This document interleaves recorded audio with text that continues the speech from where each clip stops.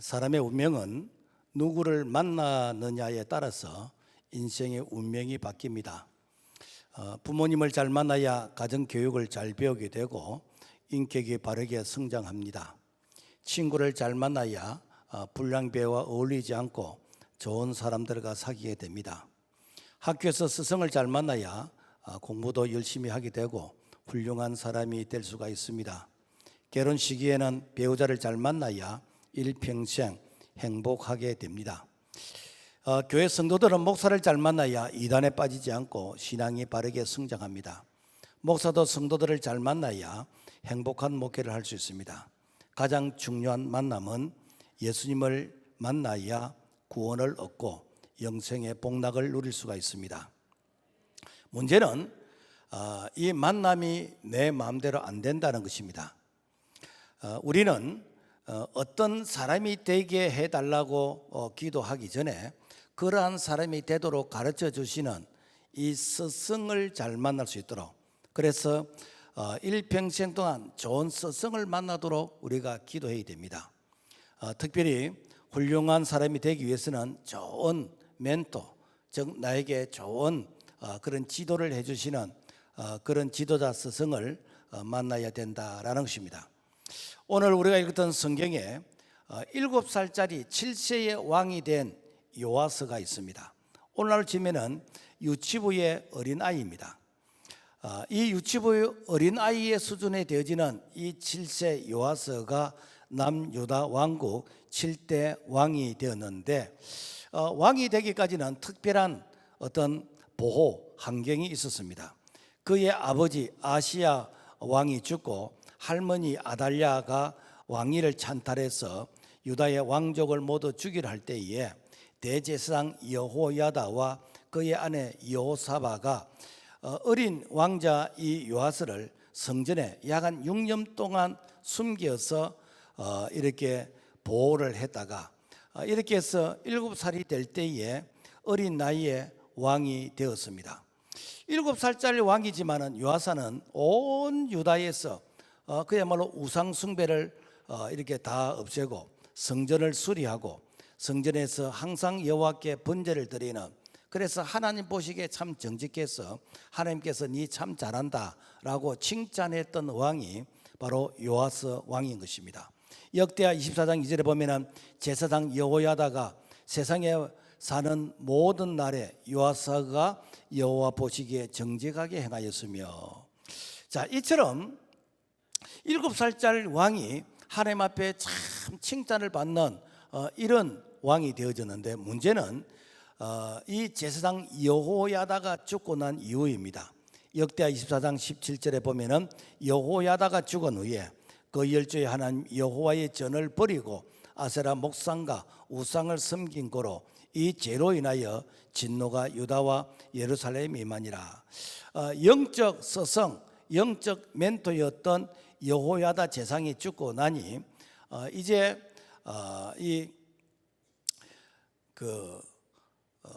요아스 이 왕이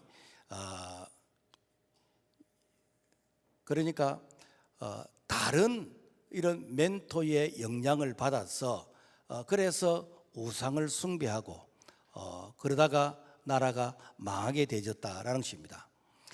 그래서 하나님의 심판으로 아람 군대의 이 침입을 받아서 결국에는 그 침략에 인해서 요아스 왕이 이렇게 비참하게 죽고 되어졌다. 그러니까 이 멘토, 이 스승의 역할이 너무너무 중요하다는 거예요. 이 멘토 여호야다 이 제사장이 살아있을 동안까지는 하나님께서 참 칭찬하시고 나라가 평안한 가운데서 복을 받았는데, 이 제사장 여호야다가 죽고 나니까 이제 다른 멘토가 옆에서 이렇게 참 여러 가지 조언을 하는데 결국에는 나라가 망할 그런 사정이 되어졌다라는 것입니다. 그래서 내 인생에 좋은 멘토가 있는 사람은 참 복받은 사람이고, 내 주변에 이렇게 좋은 멘토가 없는 사람은 그 사람은 참 불행한 사람이다라는 것입니다. 그래서 우리가 어떤 멘토를 만났냐에 따라서 성공하기도 하고 그리고 실패하기도 하고 그리고 행복하기도 하고 불행해질 수도 있다라는 것입니다. 자, 그렇다면은 멘토가 뭔가? 멘토란 어떤 사람인가? 멘토는 그리스 신화 오디세이에 나오는 이름인데 주전 1200년 고대 그리스 이타이카 왕국의 오디세이 왕이 트로이 전쟁에 이제 출정하게 되어졌습니다.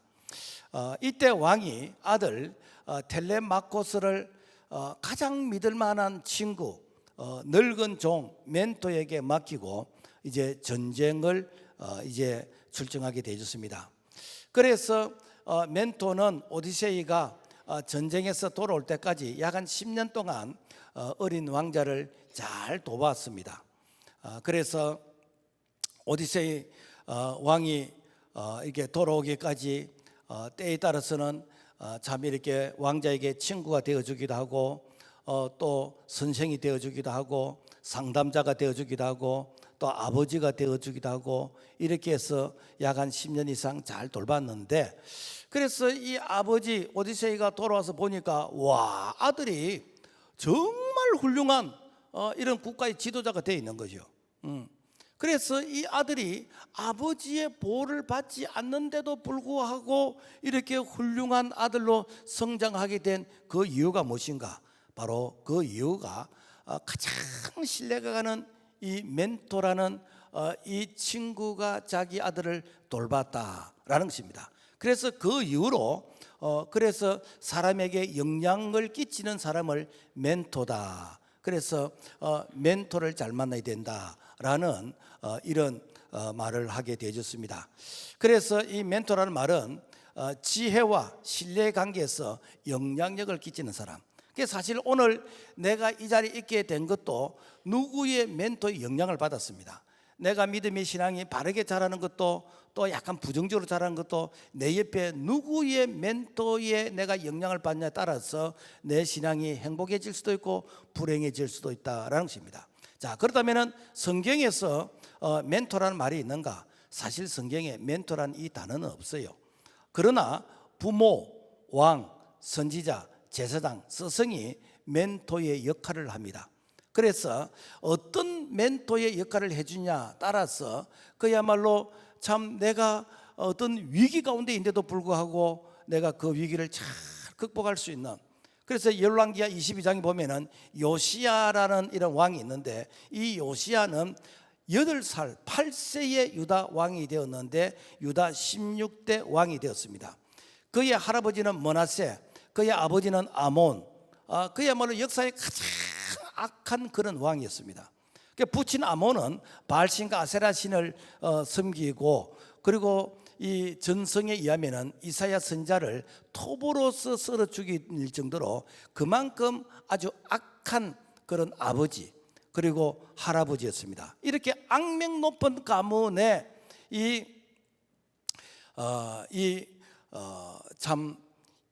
자녀가 어떤 선한 일을 할 수 있겠습니까? 그런데도 불구하고 이 요시야가 8세의 왕이 되었는데 어린 나이임에도 불구하고 참 하나님께서 칭찬하시는 축복하시는 그런 왕이 되어졌다라는 것입니다. 열왕기하 22장 2절에 보면은 요시야가 여호와 보시기에 정직히 행하여 그의 조상 다윗의 모든 길로 행하고 좌우로 치치지 아니하였더라. 그 요시야 왕은 그 당시 방치되었던 이 성전을 수리해서 그래서 유다 나라의 신앙을 회복하게 되었고, 성전을 수리하는 중에 잃어버렸던 두루마리 율법책을 발견해서 그래서 백성들에게 이제는 유월절을 지키도록 권장하는 하나님의 말씀을 해보겠습니다. 그러니까 몇 대 동안에 이 성전을 방치했어요. 성전 안에 두루마리 이 율법책이 있는데도 불구하고 그 율법책을 본 적이 없었습니다. 이러한 시대에 바로 이 요시야 이 왕이 그야말로 성전을 이렇게 수리하고 그리고 성전을 이렇게 정비하고 이런 가운데서 율법책을 발견하고 그 율법에 따라서 백성들에게 이제는 유월절을 지키고 말씀대로 살 수 있도록 이렇게 건면했다라는 것입니다. 그렇다면은 어떻게 8살짜리가 초등학교 1학년짜리가 이렇게 훌륭한 이런 왕의 역할을 감당할 수 있었는가? 그것은 바로 왕에게 어머니가 멘토였다는 거예요. 어머니가 스승이 되었다는 거예요. 그래서 열왕기하 22장 1절에 보면 요시야가 왕위에 오를 때 나이가 8세라 예루살렘에서 31년간 다스리니라. 그의 어머니 이름은 여디디야요 보스갓 아다야의 딸이더라. 그러니까 이 어머니의 영향을 통해서 이 어린 왕이 아주 훌륭한 그런 왕으로서 평가를 받게 되었다라는 것입니다. 우리가 출애굽의 지도자 이 모세도 보면은 이 모세에게는 어머니 요게벳이 멘토였습니다. 성경은 이 사실을 이렇게 기록하고 있습니다. 히브리서 11장 23절과 24절 믿음으로 모세가 났을 때에 그 부모가 아름다운 아이임을 보고 석 달 동안 숨겨 임금의 명령을 무수어 아니하였으며 믿음으로 모세는 장성하여 바로의 공주의 아들이라 칭함을 거절하고 우리가 3살 버릇 8까지 간다 그러잖아요. 어릴 적 어머니 무릎 위에서 신앙의 이 교육을 배운 자, 그래서 나중에 내가 40이 되었을 때에 내가 애굽의 바로의 그 궁정에서 내가 대우받으면서 세상 그야말로 이게 풍요를 즐기면서 살 것인가, 아니면은 자기 동족 이 히브리 민족과 같이 고난을 같이 하면서 내가 출애굽의 지도자로서 이게 가나안 땅으로 인도해가는 그런 자기 민족과 함께 할 것인가, 이러한 갈림길에서 바로 어머니 무릎 위에서 배웠던 그 신앙의 영향이 나중에 자기 민족과 자기 동족과 함께 고난의 길을 선택하게 되어졌다라는 것입니다. 그래서 어릴 적에 이 부모님의 무릎 위에서 가르치는 이 신앙의 교육이 일평생 그야말로 인생을 이렇게 결단하게 만든다라는 것입니다. 우리가 북한 사회를 참 악한 자로 이렇게 전 세계적으로 그렇게 평가하고 있습니다. 왜 북한 사회가 악한 사회인가? 그 이유는 북한에는 어머니 교육이 없어요. 내가 아이를 낳았지만은 내 품 안에서 이 아이들을 가르칠 수 있는 그러한 기회가 없어. 아이가 태어나서 30일부터 3세까지 되지면 타가수에 보내게 됩니다. 그리고 4세에서 5세까지는 유치원에서 양육을 하게 되고, 그래서 어릴 적에 어머니의 그런 어떤 이 가정교육, 어머니에 가르치는 이런 윤리와 도덕을 배우는 게 아니라 주체 사상을 배우고 사회주의 사상의 교육을 배우면서 어릴 때부터 이 김일성에게 충성하도록 하는 이러한 이념 교육을 가르치는 거예요. 그러니까 어머니의 멘토가 없으니까 인간성이 메말라지게 되는 것이고, 그러면서 그야말로 이 적대시하는 이런 교육을 어릴 때부터 배우다 보니까 그러니까 그 속에 악만 남게 되어진다라는 것입니다. 자, 역대하 26장에 보면은 우시야라는 왕이 있는데 하나님이 참 행동케 하셨어요. 그 역대하 26장 5절에 보면은 하나님의 묵시를 밝히 아는 스가랴에 사는 날에 하나님을 구하였고 저가 여호와를 구할 동안에는 하나님이 행동케 하셨더라. 그 이유는 이 우시야에게 제사장 스가랴라는 이런 멘토가 있었습니다. 그래서 제사장 스가랴의 그런 멘토의 지도를 받는 날 동안까지는 참 하나님께서 행동케 하셨어요. 그런데 문제는 스가랴 멘토가 죽고 나니 가르침을 받지 못했습니다. 그래서 이 제사장 스가랴의 멘토가 끊어지고 나서 이제는 다른 사람이 영향을 주면서 마음이 이제 교만해지게 되는 것이고 악을 행하게 되는 것이고, 심지어는 성전에서 분향하는 제사장의 이 권위를 무시하고 자기 손으로 이제 분향하려고 할 때에 하나님께서 진노하셨어. 그래서 우시야 왕이 산 날 동안에 문둥병이 들게 됐어요. 그래서 역대하 26장 21절에 보면은 우시야 왕이 죽는 날까지 문둥이가 되었고, 문둥이가 되며 여호와의 전에서 끊어졌고 벨궁에 홍을 놓고하였으므로 그 아들 요담이 왕궁을 관리하여 국민을 치료했더라. 그러니까 무엇인가? 이 멘토가 있을 때는 정말 훌륭한 왕으로서 형통케 되었지만은 이 멘토가 죽고 나서는 내 인생이 비참하게 되었다는 거예요. 그만큼 멘토의 역할이 중요하다라는 것입니다. 이스라엘 역사에서 사사시대를 영적 암흑기라고 그럽니다. 그 이유는 그 사사시대에는 이 멘토가 없어요. 사사기 21장 25절에 보면은 그때에 이스라엘의 왕이 없으므로 사람이 각기 자기의 소견에 옳은 대로 행하였더라. 그때에는 스승이 없어요. 그러니까 사람들이 전부 다 자기 생각대로, 자기 소견에 옳은 대로, 자기 하고 싶은 대로 살면서 살았는데 그 약 한 300년의 기간이 영적 암흑기였다라는 것입니다. 우리가 역사에서 이렇게 멘토를 살펴보면은 세상에 훌륭한 사람 곁에는 선한 영향력을 주는 그런 멘토가 있었습니다. 기원전 384년 수학학자이요, 물리학자이요, 천문학자이요, 정치학자이요, 신학에 뛰어난 아리스토텔레스에게는 플라톤이라는 이런 멘토가 영향을 주었습니다. 그리고 플라톤에게는 소크라테스라는 사람이 바로 이렇게 영향을 멘토로서 주었다라는 것입니다. 그래서 그 사람의 훌륭한 사람 배후에는 그 사람이 훌륭하게 될 수 있는 그런 영향을 주는 스승, 멘토가 반드시 있었다라는 것입니다. 1900년대 미국의 헬렌 켈러는 어릴 적에 삼중고를 알았습니다. 그래서 소경이었고, 그리고 기머거리였고, 벙어리였고, 그래서 이 삼중고의 장애자인데 이 정도 장애자가 되어지면은 그야말로 폐인 수준입니다. 사실 살아갈 소망이 없는 자이지요.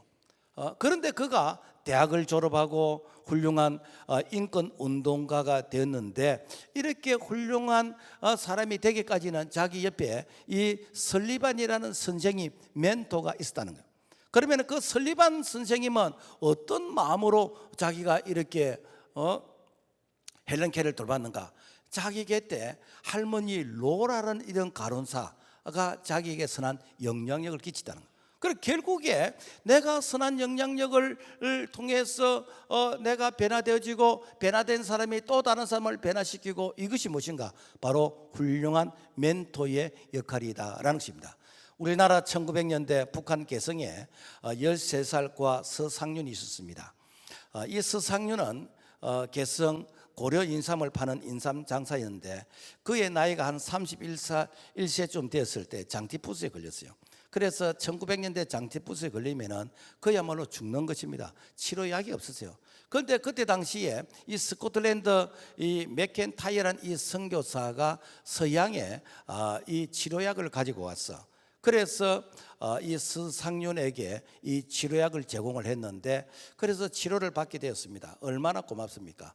그래서 선교사는 이 서상윤에게 복음을 전하고, 또 이 서상윤은 서양 선교사를 통해서 이제 참 양질의 그런 어로 혜택과 교육을 받게 되었습니다. 그래서 이 서상윤이 로서 선교사를 만나서 우리나라 최초의 성경을 번역하게 되지고, 또 이 서상윤이 항해도 송천에 이게 송천교회, 최초의 송천교회를 세우게 되지고, 또 언더도 선교사를 만나서 이렇게 세문안 교회를 세우게 되지는, 결국에 내 옆에 누가 있나에 따라서 그야말로 우리나라의 최초라는 이런 수식어가 붙게 되어지는 이런 훌륭한 일들을 할 수 있었다라는 것입니다. 오늘은 우리가 교회 절기적으로 스승의 주일로 우리가 지키게 되어지는데, 그래서 내 곁에 스승이 있는 사람, 좋은 영향력을 주는 이런 사람이 내 곁에 있다라는 것은 참 복받은 사람인 것이고, 그리고 정말 이게 복에 대해서 감사를 할 줄 알아야 되겠다라는 것입니다. 그런가 하면은 나쁜 멘토도 있어요. 내게 나쁜 영향을 주는 그런 스승도 있어요. 제가 아는 이 목사님은 강화문 애국운동을 하는 목사님인데, 이분이 애국운동을 하게 된 동기가 이러하더라고요. 자기 아들이 초등학교 5학년인데 한 번은 일기장에 부시를 죽여야 된다고 썼더라는 거예요. 그래서 아버지가 이렇게 아들에게 물어봤어요. 애야, 왜 미국 대통령 부시를 죽여야 되는데? 우리 선생님이 죽이라고 했어요. 우리 선생님이 그런데요, 부시 대통령 나쁜 사람이래요. 네가 부시를 알지도 못하는데 왜 부시를 죽여? 선생님이 나쁜 사람이라고 하고 선생님이 죽이라고 하니까 아이가 아무런 생각 없이 일기장에 부시는 죽여라고 이렇게 썼다는 거예요. 그 사실을 조사해 보니까 좀 좌편향의 그런 이 담임 선생님이셨다. 그래서 이 학생에게 이 나쁜 감정을 이렇게 심어주는, 그래서 이래서는 안 되겠다. 우리 대한민국이 바로 서기 위해서는 이렇게 애국 운동을 해야 되겠다라고 해서 이것이 바로 동기가 되어서 강화문에서 애국 운동을 하는 그런 목사님이었습니다. 그런가 하면은 또 1993년 지존파 사건을 기억하시는 분들이 있을 거예요. 이 지존파 사건은 당시에 한 5명이 이렇게 범죄 조직을 만들었는데 여하튼 잘 사는 사람은 무조건 다 죽이는 거예요. 이유가 없이 죽이는 거예요. 이유가 없이. 그리고 죽이는데 증거를 없애기 위해서 소각장을 만들어서 사람을 태워서 죽이고, 그리고 사람을 죽이는 일에 담력을 키우기 위해서 인육을 뜯어먹는 그야말로 인간이기를 포기하는 그런 잔인한 그런 범죄 조직이었습니다. 그렇다면 이 사람들이 태어나면서부터 이렇게 악한 사람이었는가? 그러질 않아요. 그 두목 중에서 이렇게 김기한이라는 이 두목이 있는데, 이 두목은 초등학교 6년 내내 이 우등상을 받았고 반장을 했고 그야말로 공부를 잘하는 그런 이렇게 학생이었습니다. 한 번은 이렇게 미술 시간이 되었는데, 이 미술 시간이 되면은 뭘 이렇게 준비해 오라는 게 있잖아요. 그래서 저도 70년대 미술 시간에 준비를 해간 적이 없습니다. 왜? 크레파스 세트가 없잖아요. 그리고 스케치북이 없어. 스케치북은 이렇게 이게 뭡니까? 도화지를 이렇게 엮어 놓은 거, 이게 그거잖아요. 그래서 늘 미술 시간 되면은 제 기억에는 도화지 한 장 접어서 가져가고, 그리고 크레용 이게 뭐 세트가 없는 거 이거 좀 가져가서 친구 거 빌려가 쓰고, 여하튼 미술 시간만 되면은 제일로 좀 이렇게 황당한 시간인데, 그런데 이 반장이라는 이 아이가 미술 시간에 이렇게 미술 준비를 안 해오는 거예요. 이때 선생님이 이런 말을 했대요. 야 이놈아, 응? 없으면은 도둑질을 해서라도 훔치라서도 가져와야지. 반장이 돼가지고 준비를 안 한다고 이렇게 야단을 쳤어. 이때부터 이 아이가 내가 도둑질을 해서라도 훔쳐서라도 내가 이렇게 피로를 해결해야 되구나. 이때부터 이제 삐딱하게 세상을 바라보는 이런 시작이 되어졌다라는 것입니다. 그래서 이 아이에게 선생님의 이 잘못된 멘토, 이 멘토를 통해서 이 아이가 일평생 세상을 부정적으로 보는 그런 동기가 되어졌다라는 것입니다. 우리는 어릴 때 누구에게서 무엇을 배우느냐가 참으로 중요합니다. 기독교인 중에서도 여러분, 우리가 생각하는 이런 신앙의 이런 칼라, 그리고 이런 신앙의 사상을 가진 자가 다 있는 건 아니에요. 교회 다니는 사람 중에서 예수님이 동정녀 탄생과 부활을 안 믿는 사람이 있습니다. 예수님을 단순히 어떤 도덕적인 어떤 그런 지도자, 그리고 굶주리고 억압받는 이런 사람들을 해방시켜주는 민중의 해방자, 이렇게 생각하고 예수를 안 믿는 사람 들어 있습니다. 그러면 이런 사람들은 왜 이런 사람들이 이렇게 교회를 다니고, 그리고 이런 사람들이 모인 이런 교회가 있느냐? 그것은 자유주의의 신학의 사상에 영향을 받아서 그래요. 그러니까 이런 사람들은 예수가 구원자가 아니라 민중의 해방자로 생각하는 거예요. 그러니까 지금도 이런 사상을 가진 자가 WCC에 소속되어 있는 이런 교회들이고, 그리고 이 타 종교에도 구원이 있다라고 이렇게 말을 하는 바로 포스트 모더니즘의 사상, 범신론의 이런 사상을 가진 자, 이런 자들이 바로 자유주의의 신학에 영향을 받았다라는 것입니다. 성경은 사람이 고통을 당하는 이유를 설명하고 있습니다. 시편 107편 10절과 11절에 보면은 사람이 흑암과 사망의 그늘에 앉으며 공고와 쇠사슬에 매임은 하나님의 말씀을 거역하며 지은 자의 뜻을 멸시함이라. 그러니까 사망의 고통은 하나님의 뜻을 바르게 가르치는 이런 멘토가 없기 때문에 사람이 이렇게 흑암의 이 고통과 쇠사슬에 매이게 된다는 거예요. 그러니까 이 거짓 선자는 하나님의 말씀을 전하는 것이 아니라 사람들이 듣기 좋아하는 말, 사람들의 귀에 솔깃하는 말, 달콤한 말, 이런 말만 전하는 거예요. 그러니까 여러분요, 이렇게 내게 듣기 좋은 이런 말을 전해주면 얼마나 이렇게 기분이 좋습니까?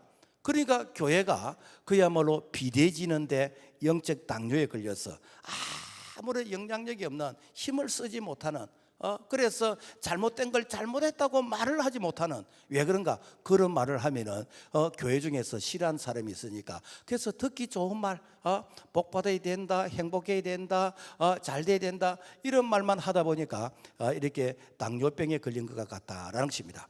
그래서 마태복음 7장 15절의 말씀 보면은 거짓 선지자들 삼가라, 양의 옷을 입고 속에는 노략질하는 일이라.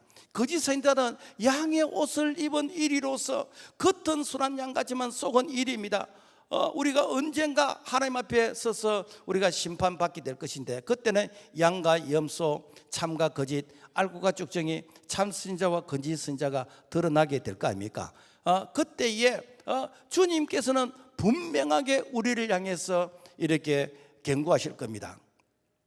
마태복음 7장 22절과 23절 말씀 보면은 그날에 많은 사람이 나더러 이르되 주여 주여 우리가 주의 이름으로 선지자 노릇하고 우리가 주의 이름으로 귀신을 쫓아내고 우리가 주의 이름으로 많은 선한 일을 하지 않았습니까? 라고 말할 것인데, 그때에 내가 이 불법을 행하는 자들아 내게서 떠나가라. 여러분, 불법이란 무엇이죠? 하나님의 뜻을 이렇게 거스리는, 이것이 불법이다라는 것입니다. 참 선지자는 사람의 눈치 보지 아니하고 하나님의 이 말씀을 가감없이 전하는 거예요. 오늘날 우리가 우리 사회를 참 이렇게 가치관을 혼란스럽게 하는 이런 부분들, 비성경적인 이런 어떤 이념과 사상, 동성애라든지 나쁜 차별금지라든지 낙태 합법이라든지 하나님의 말씀을 부정하는 이런 공산주의 사상, 전체주의 사상, 이런 것들은 여러분 비성경적인 것입니다. 하나님을 부정하는 것이요. 그런데 내가 이런 것들을 말을 하면은 혹시 싫어하는 사람이 있을까 싶어서 이런 말을 강단에서 하지 못한다면은, 여러분요, 그는 싹군 목자인 것이고, 그것은 여러분 성도들을 이렇게 이 제약의 구렁텅이로 밀어넣는 바로 그런 자의 모습인 것입니다. 그래서 하나님은 시대마다 선지자를 세워서 선지자를 통해서 이 성도들에게 미래에 나아갈 길을 바르게 가르치도록 이렇게 사명을 주셨어요. 아모스 3장 7절 주 여호와께서는 자기의 비밀을 그 종 선지자들에게 보이지 아니하고는 결코 행하심이 없느니라. 무엇인가? 하나님은 선지자를 통해서 하나님의 뜻을 이렇게 가르쳐 주셨다는 것입니다. 그런데 이 선지자가 이 하나님의 뜻을 무시하게 되어지면은 이 성도들이, 백성들이 이제 갈 길을 이제 알지 못한다라는 것입니다. 그래서 참 우리가 누구에게서 무엇을 배우느냐, 이게 참으로 중요합니다. 그래서 사도 바울이 디모데에게 참 이렇게 칭찬한 내용이 나옵니다. 디모데서 1장 5절 이 믿음은 먼저 너 외조모 로이스와 너 어머니 유니게 속에 있더니 너 속에도 있는 줄을 확신하노라. 그리고 디모데서 3장 15절 또 네가 어려서부터 성경을 알아나니 성경은 능히 너로 하여금 그리스도 예수 안에는 믿음으로 말미암아 구원에 이르는 지혜가 있게 하느니라. 무엇인가? 오늘 나에게 영향을 준 이 신앙의 어떤 배경, 그래서 어릴 적부터 부모님이 나에게 참 좋은 신앙의 영향을 주셔서 그래서 신앙의 좋은 유산을 가지고 그래서 믿음으로 내가 이렇게 살아간다. 여러분, 얼마나 큰 축복입니까? 그런데 이 부모가 어릴 적에 너희들은 학교 가서 공부나 해라, 다음에 이렇게 좋은 직장 가지고 그때 신앙생활 해도 되니까 그래서 이렇게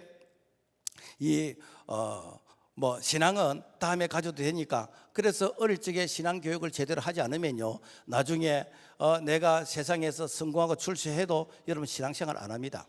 신앙생활은 어릴 때부터 이렇게 가르치고 어릴 때부터 훈련시키게 됩니다. 그래서 우리 교회에서 아이들에게 어릴 적부터 주일 성수하시는 걸 하는 걸 가르치고 그리고 주일날 새벽에는 새벽기도를 가르치고 그리고 아이들에게 어릴 적부터 감상금 11조 하는 걸 가르치고 어릴 적부터 이걸 가르칩니다. 왜? 어른이 되면요, 내가 나중에 수입이 있으면 안 합니다, 여러분. 왜? 어릴 때부터 안 배웠기 때문에. 그래서 어릴 적부터 참 이 아이들의 신앙생활을 바르게 하는 것은 이거는 부모의 책임입니다. 부모가 이게 영적인 멘토이기 때문에. 그래서 부모가 잘 가르쳐야, 그래야 이 아이들이 나중에 커서 참 신앙생활이 이렇게 쉬워지는 것이고 즐거워진다라는 것입니다. 그래서 여러분요, 참 우리가 좋은 멘토를 만나도록 기도해야 됩니다. 성경은 이렇게 그 사도와 그리고 선지자 다음에 교사를 높이 평가합니다. 그래서 고린도서 12장 28절 보면은 하나님이 교회 중에 맷을 세우셨으니 첫째는 사도요, 둘째는 선자요, 셋째는 교사요. 그러니까 우리가 교사 생각하면은 이 교사는 뭐 아무나 하는 것처럼 생각하는데 아닙니다. 여러분, 이 교회에서 여러분 사도, 선지자 다음으로 교사입니다. 그만큼 교사의 가치, 이 교사가 중요하다라는 것입니다. 멘토, 이 스승과 문제아이였던 제자와의 이런 관계에서 이 참 스승인 멘토를 잘 만나서 훌륭한 아이가 된 이런 실화를 한번 소개해 보도록 하겠습니다. 미국의 뉴호프 커뮤니티 교회의 여교사 이 톰슨과 테디 스톨라드레라는 이 아이와의 관계인데, 이 테디는 아이들로부터 왕따를 당해요.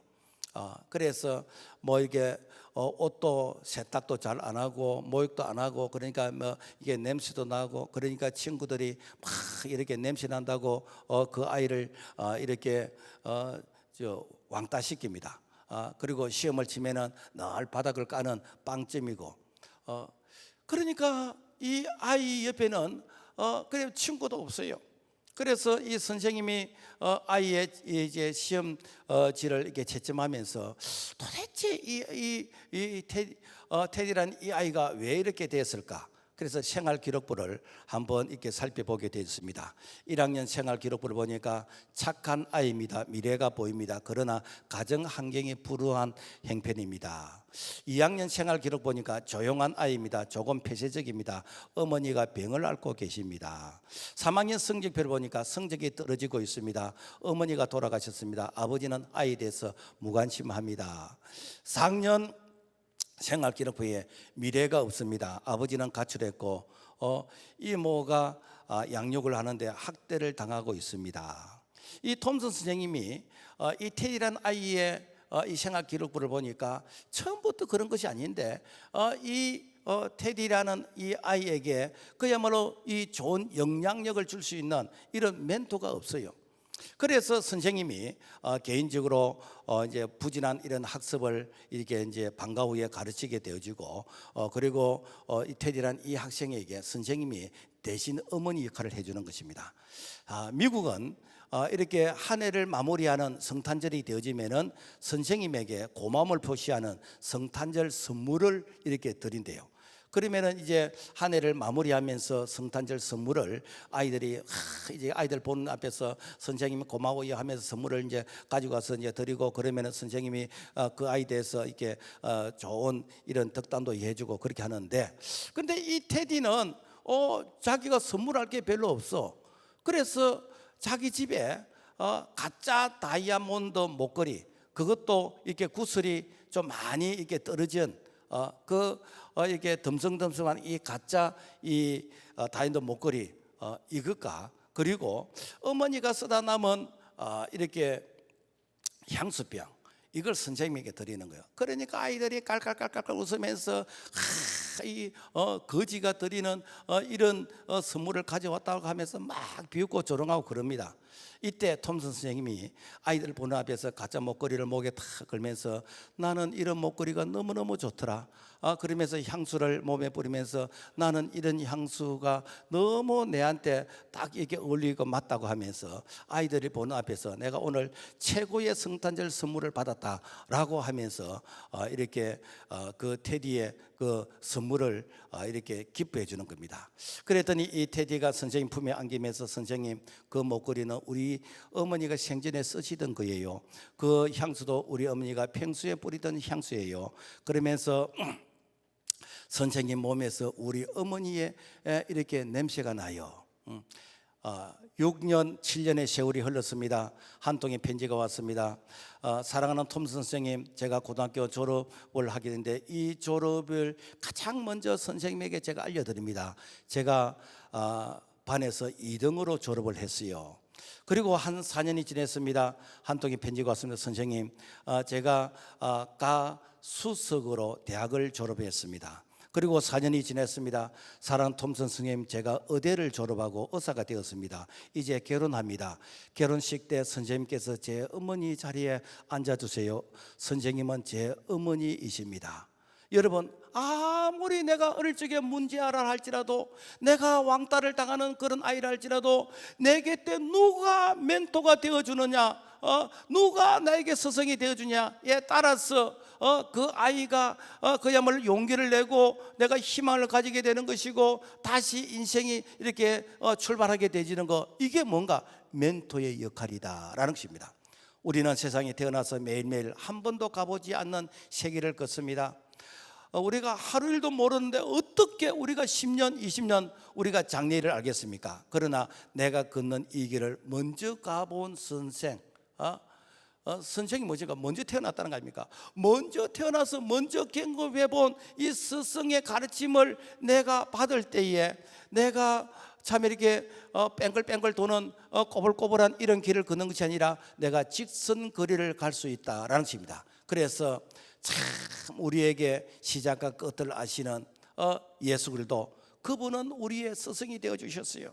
예수님께서 내가 곧 길이요 진리요 생명이니, 여기서 길이란 것은 다른 길이 없다는 것은 더 로드, 정관사 더가 붙어서 오직 한 길, 오직 한 진리, 오직 한 생명밖에 없다는 거예요.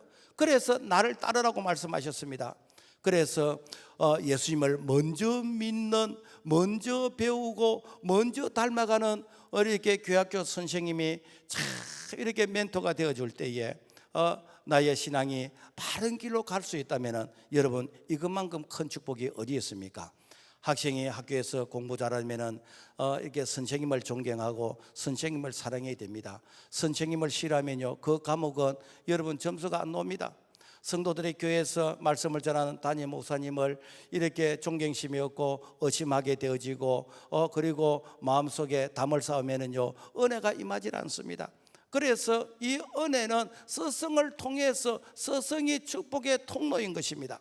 그래서 갈라디아서 6장 6절에 보면은 가르침을 받는 자는 말씀을 가르치는 자와 모든 좋은 것을 함께하라. 이것은 이렇게 스승을 이렇게 대접하라는 뜻이 아니고, 내가 은혜 받기 위해서, 내가 이렇게 말씀에 이런 복을 받기 위해서는 그 스승과의 관계가 소통이 되어져야 된다라는 것입니다.